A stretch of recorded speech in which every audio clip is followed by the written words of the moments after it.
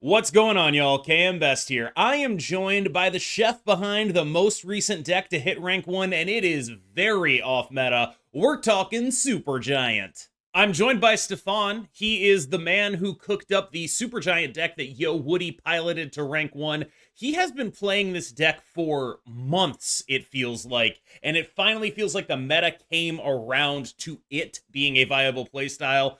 But don't think that Stefan is any slouch in terms of ranking himself. Last time I checked, he was also within the top 50 with this deck. He has been grinding it on ladder, has more experience on it than basically anybody. So I got the creator of the deck here to talk about a very off-meta and weird deck that is clearly good enough to be rank 1, and we're going to learn why that is. Stefan, welcome to the show. Thank you, thank you. I also have a confession. My name's pronounced Stefan. I have No.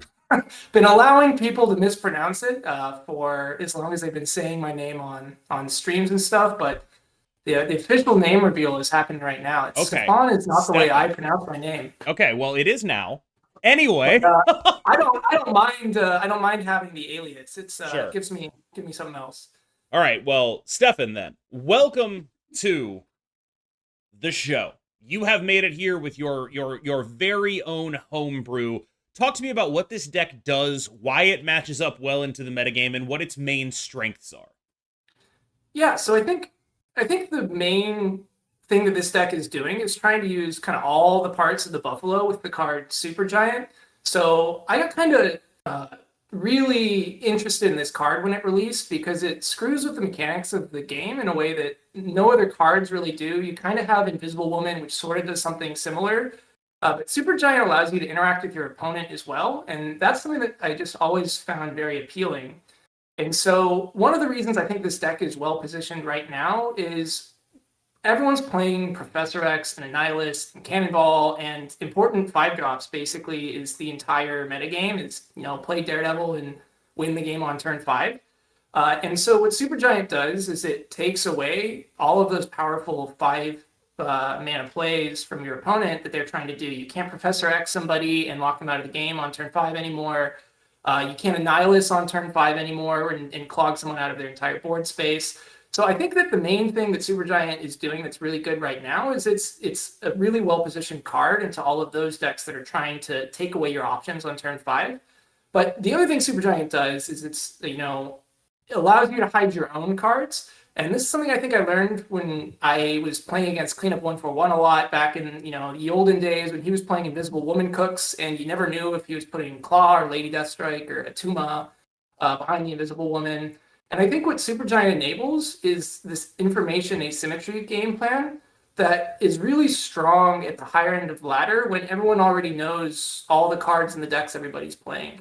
And so any information you can withhold is an advantage that is really helpful. And so that's something else that I think Supergiant is doing that's pretty well positioned right now. That maybe it wasn't so much in previous metagames. So I think there are 2 cards with Supergiant that I really wanted to highlight. The first, I'm going to ask you to just sort of walk me through each of the 2 and how they work with Supergiant. The first is Negasonic Teenage Warhead, where I think this deck gets a lot of cube equity out of people just not knowing how this interaction works. So tell me how this interaction works, explain how to use it, and talk about why it's so powerful right now. Yeah, so the way that Negasonic and Supergiant works is Supergiant cards don't reveal until the very end of the game, which means that you actually can play Negasonic on turn 6, and you can still kill a card that was played under the Supergiant on turn 5. So if you know that your opponent's doing something like playing, I don't know, they have an extra Hope Summers energy, and you're like pretty sure they played Red Hulk underneath Supergiant, you can play your Negasonic where you think the Red Hulk is, and as long as no other card gets played there first, when that card flips up, it'll die. And this is really strong. I mean, this is like Goliath for 3 mana when it works, which is insane, right? It's not like Goliath was a broken card at 6 cost. At 3 cost, you can play another card with them. It's just really, really strong.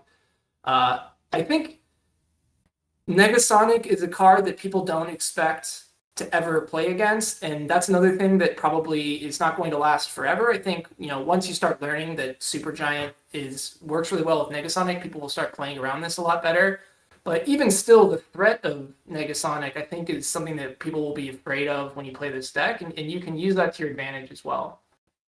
So the other card I wanted to bring up was Daredevil, right? And Daredevil here, I'm bringing him up because you talked about information asymmetry. And one of the things that you can generate with this deck is Daredevil and Supergiant give you full information on everything that happens on turn 5 and your opponent none.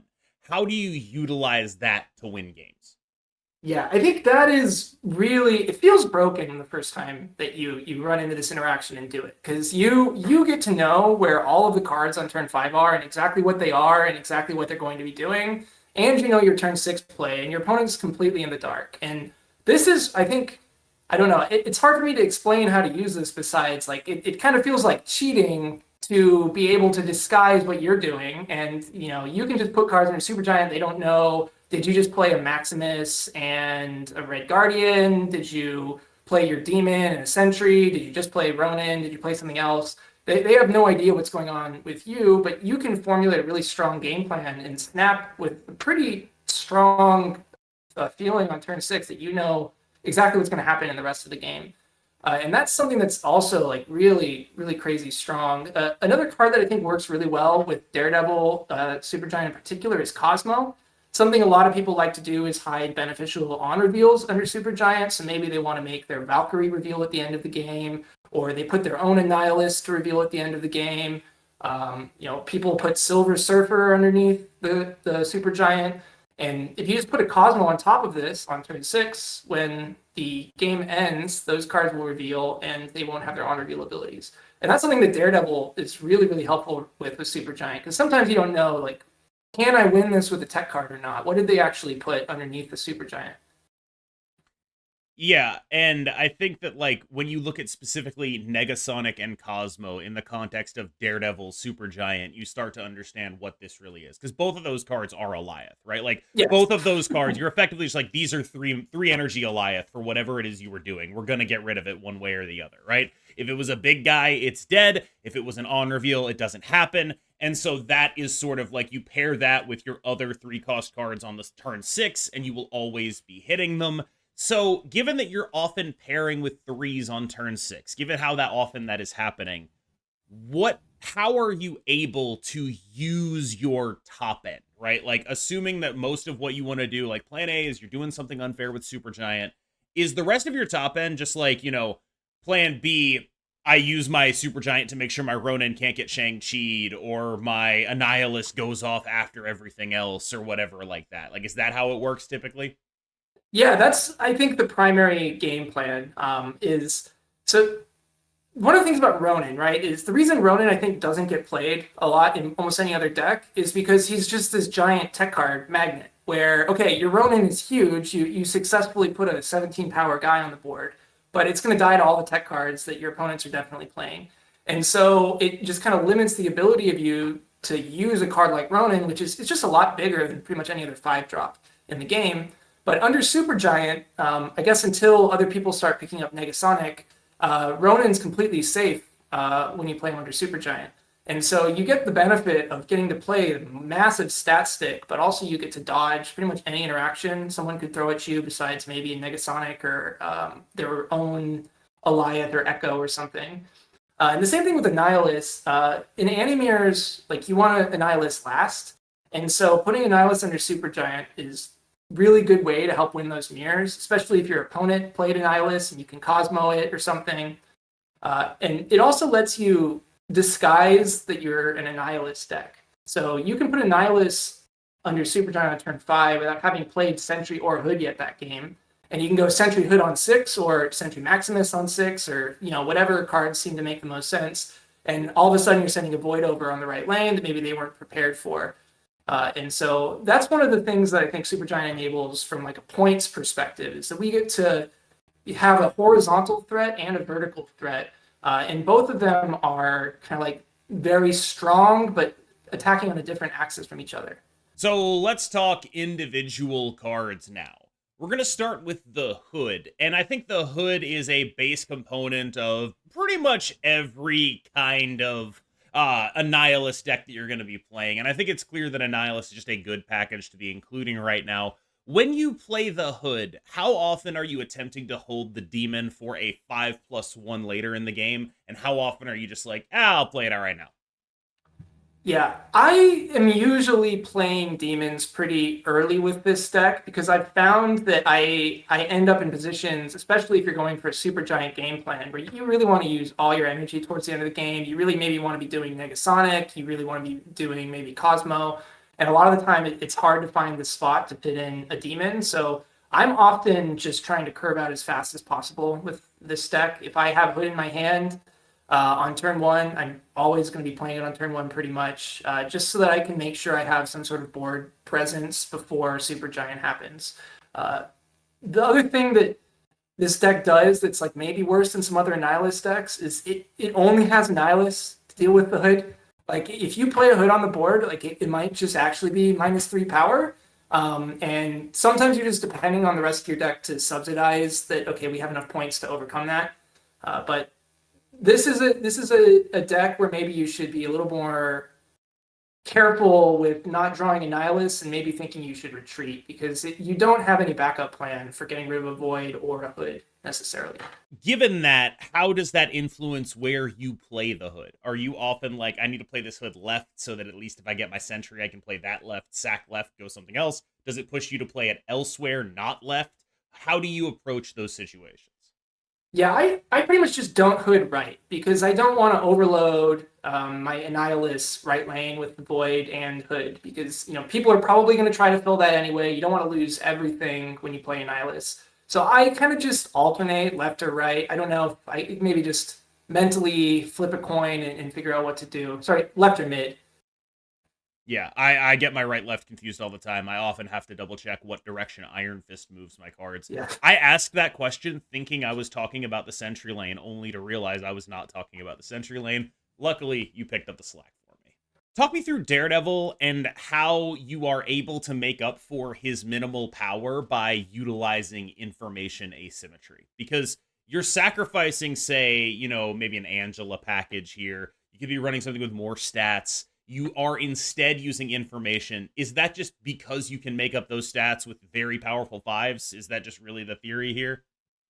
Yeah, so I mean, we'll probably get to the other cards, but I think that what happens with this deck is we have this kind of like consolidated tech package of Supergiant, Daredevil, Negasonic, and Cosmo, which kind of just feels like its own tech package that says, look, I'm gonna know exactly what the important place to play my tech cards is on turn 6, and that might be enough to win me the game if I can find stats elsewhere.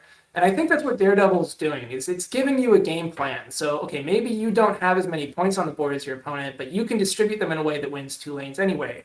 Or maybe you know that you have an answer now, that they're playing Silver Surfer, they're playing a Nihilist, they have a Wong on the board. You're able to easily play your Cosmo, play your Negasonic, and disrupt their whole strategy. And those sorts of things I think just make up for it because you can allocate your power in a way that wins a game as opposed to distributing power too much into a lane that you end up losing anyway. Is there anything we need to know about Jeff that isn't obvious from reading the card Jeff's text? Is he doing anything special here, or is he just, that's a good 2-drop, we play him? The only thing that maybe is a little bit cute with Jeff is a lot of the time what happens is when you play Supergiant on 4, like that is how priority will be for the rest of the game because the cards on 5 don't reveal. So like maybe there's a Nebula proc or I don't know, someone drops a Havoc or something weird and numbers go up on cards. But your only real way to control priority once you've played the card Supergiant is moving to Jeff. So that's something that maybe you can keep an eye out for if you're like, oh, I wish I had priority here. I wish I didn't have priority here. Jeff might be the answer you're looking for. But I mean, this card's just something great to play on too. I mean, everyone knows why Jeff is great, and he's just as great in this list for the same reason as every other list. I will quibble with one thing you said, which you said the only thing cute with Jeff is doing this. Actually, that's also cute. Jeff generally also cute. Maximus, 2/6, Ronin synergy. Which of those is more important if you had to say one? I think they're both kind of the same thing, which is we kind of talked about, we've got these Daredevil, Cosmo, Negasonic stuff. They don't have any points attached to them. Yeah. So you need to win the game by going tall. We live in a Red Hulk meta. We live in a meta game where you might run into hella, like, giant dudes are going to be all over the board. And Maximus is just the biggest 2-drop you can play. I know Angela can get bigger, but it requires more continuous investment. Maximus, you can play at any time. It's like, all right, I got 6 stats for 2 energy. This is a really good deal. It's enough to help you maybe push a lane on turn 6, even if you didn't play Ronin. You have this output range sometimes of like 20 or more points just from your little dudes that are all kind of best in class bodies for their cost. And so I think that that's what Max is mostly doing. With Supergiant, you can hide him and not get the downside of drawing cards as well. So he doesn't have to be a turn 6 play. You can fit him into curve on 5. But obviously making Ronin huge is a big part of it too. Those two work really well as a package. But if I wasn't playing Ronin, I think I still might be playing Maximus in this deck. How often are you just like super gianting Maximus Gladiator? You're just like, that's just a bunch somewhat of common. Yeah. I think that's a line that works really well if you didn't set up your Annie stuff and maybe you know have Ronin, or I don't know, stuff happens to Sokovia game, Ronin got discarded, or your opponent's hand is low for whatever reason, you're not going to be able to get a lot of power out of that card. I think that playing a Red Guardian or a Gladiator with Maximus on 5 is a surprising amount of points that folks usually don't think that you're going to be able to contest so much in both lanes you played. Walk me through the all-star of the deck, because to me, I think this might not be the best card in the deck, but it certainly feels like it when I play it, where it's just like, this is the card that is the absolute scariest. The way she works with Supergiant, we already covered that a little bit in the tips and tricks section. What is this card doing that makes it so terrifying in a game, even when you're not Supergianting? Yeah, I mean, Negasonic it's a card that rewards you for making reads. And so I think one of the things that Negasonic is able to do really well, and maybe would be able to do well in other decks too, but like there's just a lot of telegraphed situations in this game sometimes. Like someone plays a Hope Summers. You're just like 100% sure they're playing something on top of Hope Summers that next turn. Do you want to get rid of Kitty for the rest of the game? Are they going to try to cheat out Vision or something? Negasonic allows you to capitalize on these more telegraphed decks that I think especially Hope Summers has really brought that dynamic into the game. You can say pretty certainly where someone might be playing a card, but I think the way this works with Supergiant, it's just really messed up. I think it's not a fair effect for 3 costs at all. You're getting effectively what Eliath was doing before it got nerfed. So Eliath was not even fair for 6 costs. And you get to cut that in half and throw another stats package, play a Maximus, play a Demon. It's really, really powerful. I think one of the things that people used to do with Supergiant that didn't work very well was try to go all in on Eliath and maybe put an Absman under Supergiant and say, look, I'm going to try to just blow up all your cards using Supergiant as a way to kind of cheat that. And I think those decks weren't very good because you could just, you were only able to really contest one lane with an Eliath at the end of the game. And I think what Negasonic lets you do is you get to have that effect, and then you can still shore up another lane. So even if they play around your effect, you're still competing in another lane. You played Gladiator on this turn too, and so yes, they may have beaten what would have been Eliath, but they didn't beat an Eliath plus more power somewhere else. So, like, be honest. Is this just the strongest thing the deck does? Like, Supergiant Negasonic is just like, that is the nuts? Is this like the draw to the deck? I think it is very strong, but I also think people could be playing around this more. I think, you could hold a 1 cost in your hand if you're like, look, I really need to make sure that this card that I played under Supergiant doesn't get blown up. Maybe I'll play a 1 cost first so that that gets blown up by Negasonic instead of my Supergiant card. So I think that this isn't just like totally unfair. You can't play around it. And I think that if people start playing around it a little bit more, it might stop feeling so insane. But this card is absolutely a cube juicer right now. It is really, really, really strong with Supergiant.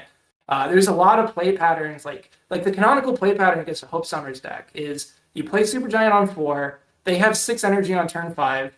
They play their Red Hulk. Like, they're always going to play their Red Hulk, and then you Negasonic that thing, and it's totally over. They're going to go try to finish their Kitty Angela thing because they need points in another lane to win.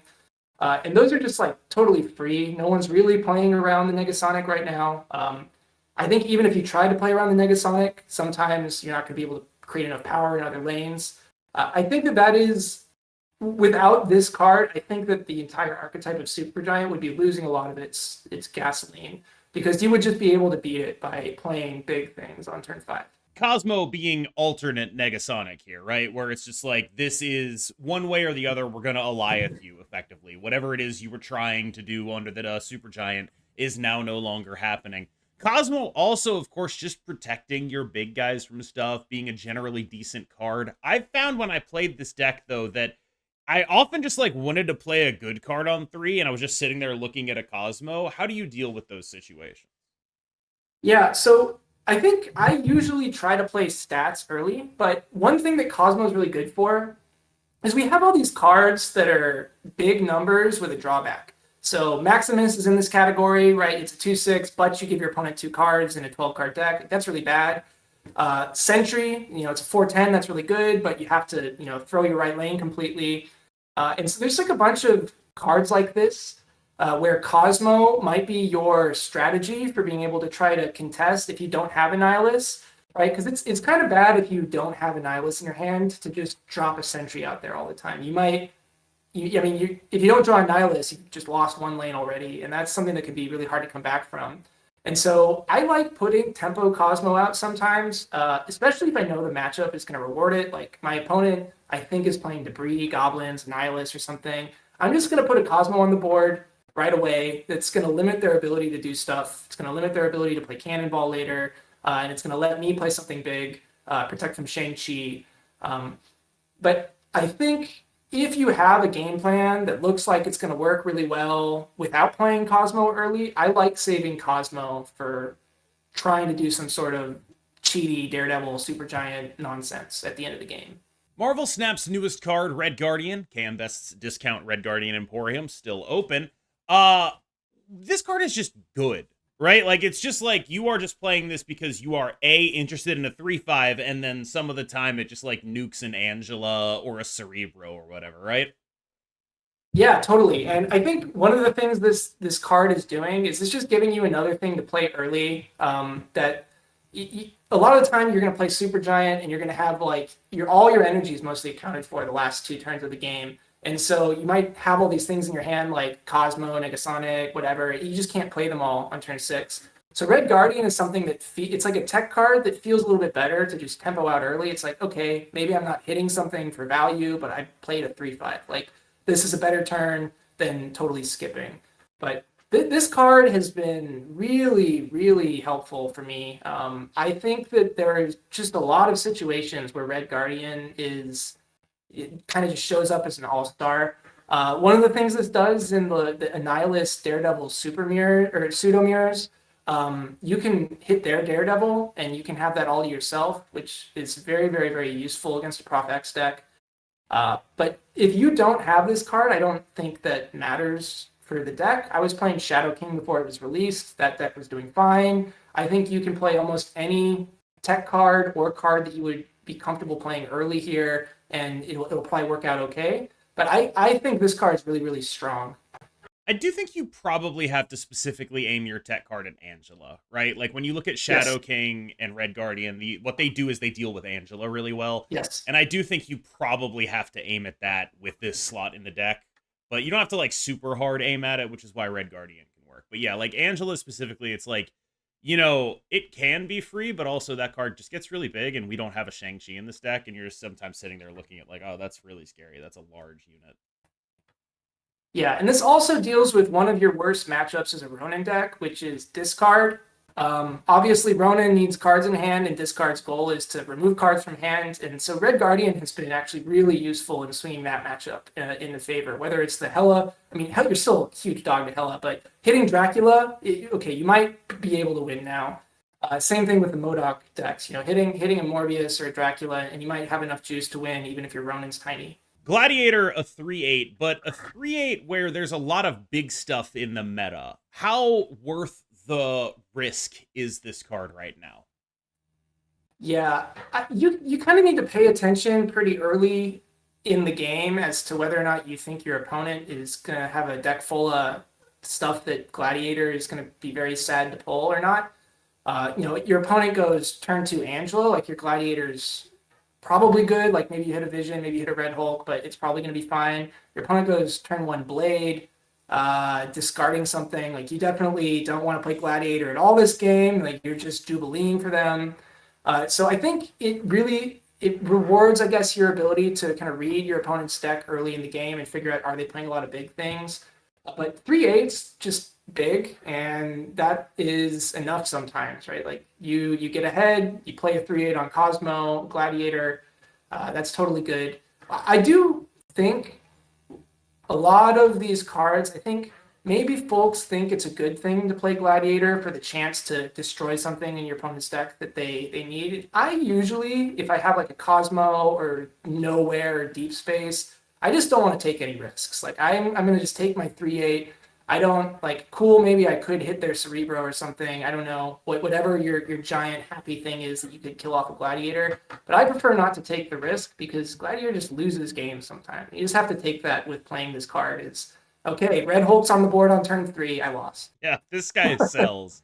This guy absolutely sells. Like there are games like really just have like I've had like games where it's just like I played 3 games in a row of just I played the card Gladiator and immediately died. It's just like, well, that's Gladiator. So, the star, Supergiant. We've discussed how to use her fairly as a variety of things. So I'm gonna ask you to stack rank them for me, even though I know that's a little bit unfair. Okay. Option number 1 for Negasonic and Cosmo. Actually, just we'll do 4 cards comboing with Supergiant, okay? Negasonic, Cosmo, Ronin, Annihilus. Stack rank. Yeah, so I think it's probably Negasonic and Cosmo fighting for spot 1. I think right now Negasonic is like way up at the top, but I think it's going to be easier over the course of this deck being around to play around Negasonic long term. And sometimes like Cosmo really is just what you need because it turns off their game plan. I usually, like one of my snap conditions with this deck is if I recognize the deck my opponent's playing, and I'm pretty sure that I can win with the Negasonic or Cosmo after Supergiant, I want to snap before I even play Supergiant. So if I see, Silver Surfer or something, I know my Cosmo is probably good for a lot of points.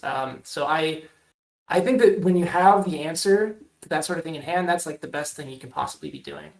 I think the next thing that you can be doing that's the best is probably Annihilus. I think it's really useful because all these other decks are going to be Annihilusing you back, right? You want to be able to deal with that metagame threat yourself. And it just like creates more surprising, I think. I think people expect the card you play under Supergiant to maybe be competing in its lane and not so much competing in the other lanes. And so I think Annihilus probably has a little bit more of that surprise factor where folks might not make the right read and might not make the right play about what exactly they should be afraid of. So, just mechanics question, because I know people are going to ask this. The Supergiant turn, as it were, it's determined by priority at the beginning of turn 6, right? That's right. Okay, so That's what right. that The means cards is, are revealed in the order of whoever had priority on turn 6. Yeah, so if you do not have priority on turn 6 for your Annihilus, it will always be last, and you can basically make sure you know what priority is on those turns because, it's going to be the same as priority on the turn you played the Supergiant, right? Like, that's who's going to have priority on turn 6. That's whose Supergiant cards are going to flip up first. Yeah, and with Annihilus mirrors in particular, you can Cosmo their Annihilus, which is very, very good. They're like the way annual mirrors usually work is whoever plays Annihilus without priority is the winner, but you can invert that if you have Cosmo. You can just turn their Annihilus off completely, and then it doesn't matter whether or not you have priority. So, you have to make a read, or maybe Daredevil, told you that they're playing Annihilus, but that's a mirror tech that I think is really, really helpful in Annihilus mirrors. We've talked about Sentry, and you mentioned that we don't have any ways of cleaning up Sentry, but we do have Cosmo to prevent it from happening. When you don't have a Nihilus in hand and you do have a Cosmo on the board, how often are you saying, you know what, I'm playing this off the Cosmo lane, I'm going for the big swing? And how often are you saying, this is a Cosmo card, I don't have Supergiant, so I'm just going to put this 410 in the Cosmo lane and try to win another lane fairly? Yeah, I think I usually am going to bias towards playing it on the Cosmo, but I guess it's worth playing around with this because if you let the Void hang out in the right lane, your opponents are probably going to start filling that right lane. Like they've seen this story before, they know that they need to start stacking their power there. And sometimes you can just win by saying, look, I'm gonna punt the right lane completely. I'm gonna put Sentry in one lane, Ronin in another, Maximus, Gladiator. Can you beat 20 plus points in every lane that aren't the right lane? And I think there's probably some value to doing that kind of mind game. If basically, if you respect that your opponent will play around the Annihilus, it might sometimes be worth it just to bluff that you have it, just to get them to not invest any power in the other lanes. Big man here. This is the only deck I've ever seen play Ronin and not be terrible. So talk me through Ronin specifically. How often is he competing with, say, a Red Hulk on power? How often is he going to be the biggest thing in his own lane? And how able are you to control his power going up, as well as making sure Red Hulk's power does not? Yeah, so I think that Ronin, I think people, when they build Ronin decks, they over-index on, oh, I need to build around Ronin with like a bunch of support cards. I need Ronin to be a 519 or else my deck isn't going to work. And I think that's the mistake that a lot of other Ronin decks are making, that Ronin just by himself, I think the way that I usually think about him is your opponent is usually going to have 3 cards in hand at the end of the game. That's like a general average. And so you're basically playing a 511. And that's pretty good. That's about the same stats as Red Hulk if he didn't get his energy buff. And then if you play Maximus, you have a 515. And then depending on what's happened over the course of the game, there's a ton of locations that boost Ronin. Like Camp Lehigh is the hot location right now. That's 2 power to Ronin. You've got Asgard, your opponent drew some cards. That's 4 power to Ronin. They played on, what's the one that gives you Sentinels? Orcus Forge. Yep. That's a bunch of power to Ronin. So I think that this card just like gets organically huge a lot of the time, and does compete on power with Red Hulk. I had some conversations with other folks about other cards that we could play in this slot, and I think we really just do need to be able to play the biggest possible thing that we can under Supergiant. And as far as I'm aware, that is Ronin the Accuser. I don't think there's any other 5-drop that goes nearly as vertical. There's a lot of matchups where Ronin is not going to be as big, right? If you're playing against like a Zoo gamer or someone whose primary strategy is to resolve MODOK or Hela, these decks that are intentionally trying to reduce the number of cards in their hand, Ronin looks kind of embarrassing. And okay, I mean, some decks have bad matchups. If you into a MODOK gamer and they pull it off, like you probably lost. But a lot of these other decks are trying to choose from a menu of 5-drops, and their hand is just full of all these big cards at the end of the game. And Ronin's like a 515, 517 pretty naturally in some of those games. So I think he really can compete with Red Hulk, or at least help you flip the Red Hulk lane. How messed up is this guy? Yeah. I don't really know where I would start thinking about fixing it, but I mean, this card is just really strong. It makes a ton of points. It takes away options from your opponent, and you can play it in any lane. And I don't know. Seems like every mid-range deck is now adopting an Annihilus package in order to compete. So you should be doing this. If you think your deck could support Annihilus, I recommend trying Annihilus in it. Yeah, this is a card that has really come on strong. I was left with the unenviable task of trying to figure out how to categorize all these sort of anti-combo mid-range decks, of which this is one. And like it was a choice between calling them all like Annihilus decks or like Cannonball Profex decks. But like they're kind of the same thing. Like they're like anti-combo mid-range. They're attacking your board space. They're preventing the Hela from being relevant, the Phoenix Force, the Nimrod. They're all doing the same thing. They're just kind of going about it in different ways. But when I looked at the numbers, and by numbers I mean like literally just like how many of these decks run Annihilus versus running the other stuff, it became pretty clear that the actual thing we're talking about is this Annihilus. Like this is the Annihilus sector of the metagame. He is the man, or the, I don't know, insect bug guy, I guess. Yeah, I mean, I was mentioning with Ronin that I think Ronin's the biggest thing you can play for 5 energy in the blind. But I mean, Annihilus is a 5/19 or whatever that also like sometimes propexes your opponent, or at least takes away their ability to compete in a lane anymore. Yeah. So I mean, that's bigger than Ronin, right? Like Ronin tops out at like 5/19, Annihilus is 5/19 with a clog. These cards are just enormous power swings, and that's I guess what you really need to be doing to compete against Red Hulk. Yeah, this guy is messed up. Like just genuinely messed up. Once he got the help, right? Like on his own, if you were just still playing like old Annihilus bounce, we pretend Zabu still existed, right? Like he's not gonna beat Hela on his own, right? You're not gonna have enough points in that deck. But once you add in some other disruption, you suddenly end up in a spot where all of these decks are very capable of doing that. And so that's just a fascinating development for me. Like this is probably actually of the Annihilus decks, the one that is the least capable of beating combo decks, but the one that is the most capable of winning mirrors. It's an interesting Yeah, spot. yeah. This deck is really dead to Hela. I mean, you can, I don't know, sometimes you can get really fortunate, locations work out in a way where, okay, maybe I can actually beat Hela this time. Maybe I think I've got the Cosmos Soul Read. But this deck doesn't run Profex, which means it's a lot less secure in its Hela matchup. I mean, you basically are saying, I would like to farm the Profex decks, and in exchange, you don't get to do what the Profex decks do well, which is beat Hela. Yep.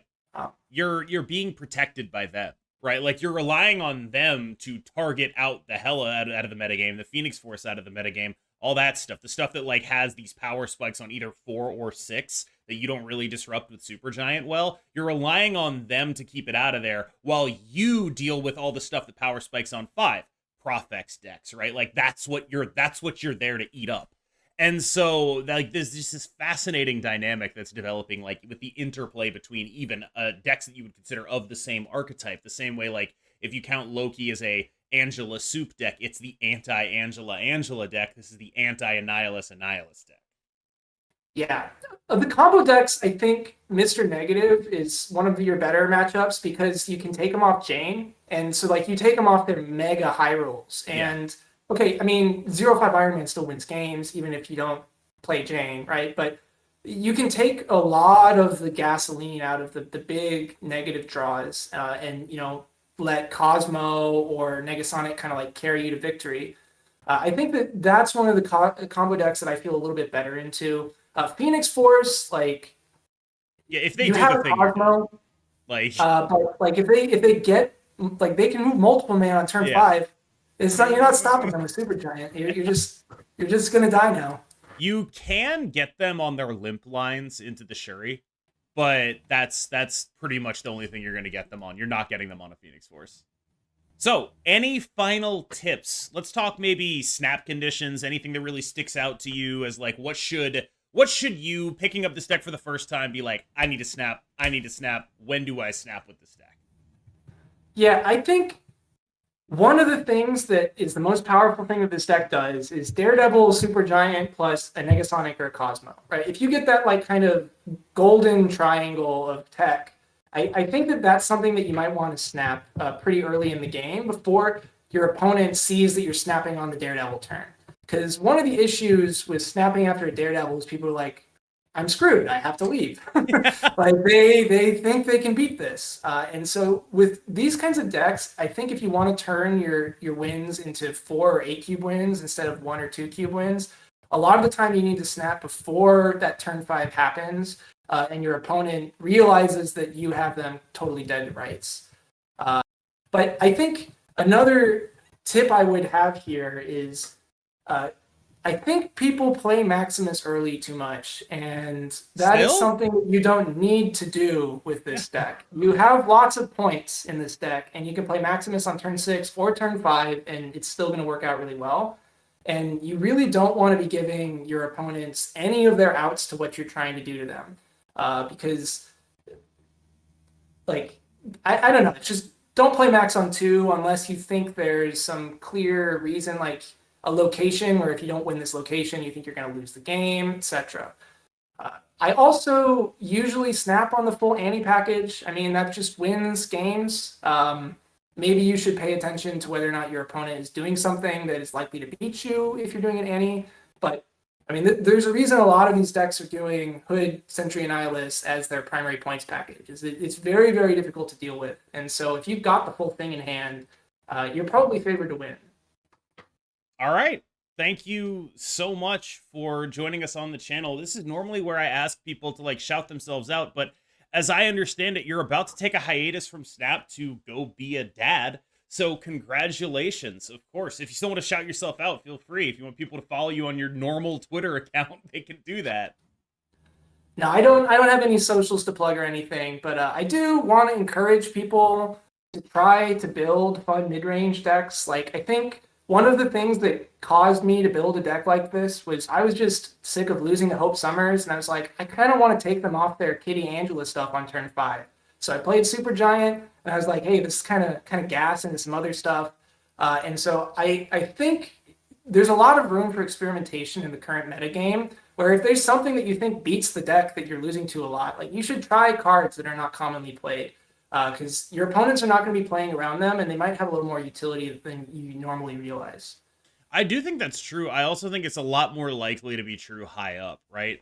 Because, like, what you're talking about is, like, you know, your opponents might not be playing around this stuff, which presupposes that your opponents are playing around the normal stuff, which isn't necessarily true anywhere, but relatively higher up. But yes, like, this is, when I think of ways to win in High Infinite, doing something that is similar but different to an already powerful thing. Like what you'll notice, like, yes, this is an off-meta deck, but a Nihilus package, Gladiator, Jeff, like it's similar but different. It's doing enough of the strong stuff that is meta while putting its own spin on it to a degree that it has a different matchup spread and different things that people don't play around. And that, I think, is like not to be like, oh, this is the real lesson, but like that's what I want people to take away from this is like you don't get to win games in High Infinite playing bad stuff. You can be different, but you can't be bad. And that's important. I think I'm just going to cut the video there. Okay. Yeah, I don't know. Did you want to say anything else? Do you want me to leave this in? No, I think we got over most of the stuff. I think that went well. I'm cutting it there now.